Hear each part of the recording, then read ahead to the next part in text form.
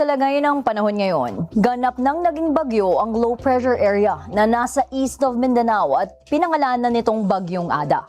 Huling namataan ang sentro ng bagyo sa layong 635 kilometers east of Hinatuan, Surigao del Sur.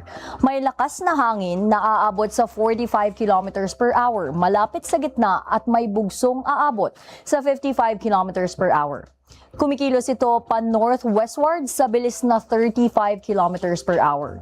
Ayon sa forecast track ng Pag-asa, nagiging isang ganap na tropical storm si Ada sa loob ng susunod na 24 na oras. Nakataas ang tropical cyclone wind signal number 1 sa ilang probinsya sa Visayas at Mindanao. Wala namang nakataas na gale warning sa kahit anong bahagi ng baybayin sa bansa.